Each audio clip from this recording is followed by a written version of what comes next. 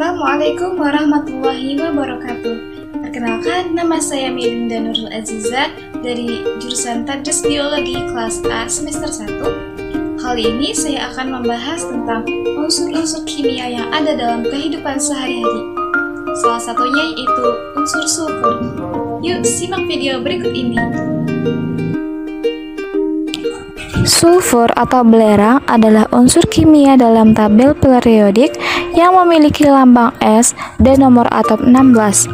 Konfigurasi elektron pada unsur belerang adalah 1s2, 2s2, 2p6, 3s2, 3p4.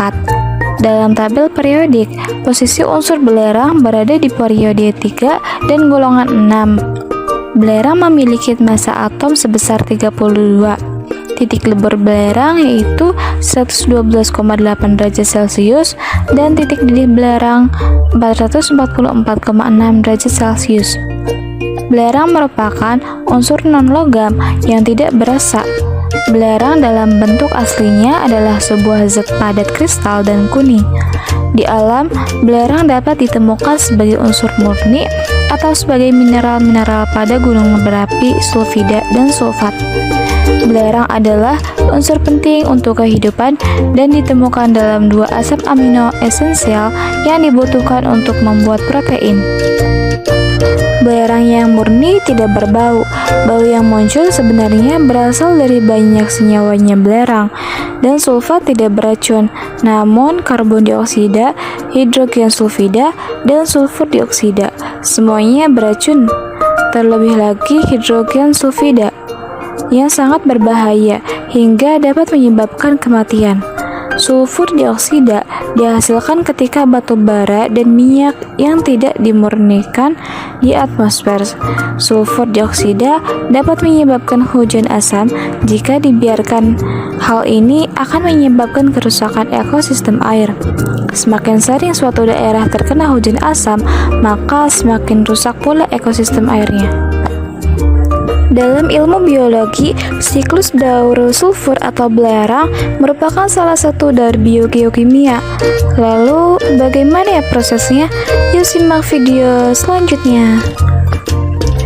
Daur sulfur bermula dari aktivitas gunung berapi, sumber air panas yang mengandung belerang, serta hasil dari penggunaan bahan bakar fosil turut melepaskan sulfur ke atmosfer dalam bentuk gas SO2.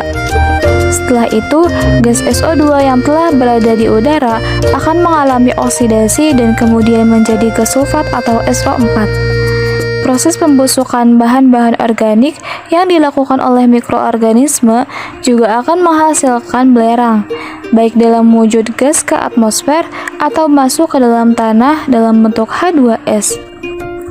Aspergillus sp, Neurospora sp, Stercia sp, Rhoteus sp adalah beberapa organisme yang dapat mengubah protein dari bentuk organik menjadi senyawa H2S ketika terjadi proses pembusukan. Sedangkan organisme pengurai seperti Vibrio desulfuricans, Aerobacter, dan Desulfovibrio berperan dalam merubah karbohidrat dari bahan organik menjadi H2 dan senyawa-senyawa lainnya. Gas H2S yang ada di atmosfer kemudian akan mengalami fase oksidasi sehingga menjadi gas sulfat atau SO4. Kemudian gas sulfat akan kembali ke permukaan bumi bersama air hujan atau fase presipitasi. Kandungan gas sulfat yang tinggi di udara akan menyebabkan masalah bagi lingkungan karena akan menyebabkan hujan asam. Hujan asam ini merupakan salah satu dampak buruk dari polusi air dan polusi udara.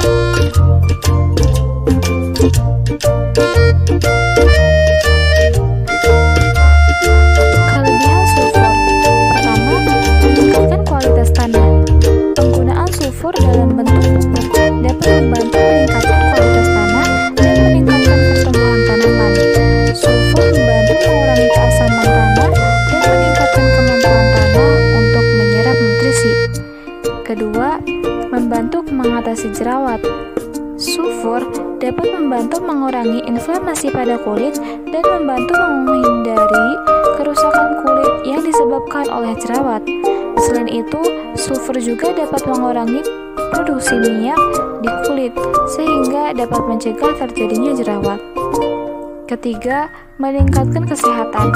Sulfur dapat membantu meningkatkan produksi kolagen pada tubuh sehingga dapat membantu meningkatkan elastisitas kulit dan mengurangi tanda-tanda penuaan pada kulit. Adapun kekurangan sulfur yaitu pertama, sulfur sangat beracun bagi manusia dan hewan jika dalam jumlah yang tinggi dan dapat menyebabkan keracunan pada paru-paru dan ginjal. Kedua, peningkatan kadar sulfur di atmosfer dapat menyebabkan asam hujan dan mengacaukan kualitas air dan tanah. Ketiga, sulfur dapat merusak bahan logam dan logam dalam industri seperti mesin dan peralatan. Yang keempat, sulfur dapat memicu reaksi kimia yang berbahaya dan menyebabkan ledakan.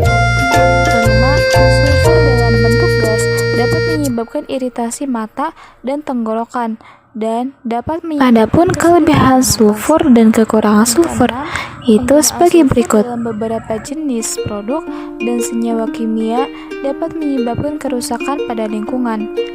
Yang ketujuh, peningkatan kadar sulfur di udara dapat menyebabkan polusi udara dan mengancam kesehatan manusia. Sekian video penjelasan dari saya mengenai unsur kimia sulfur. Kurang-kurangnya mohon maaf.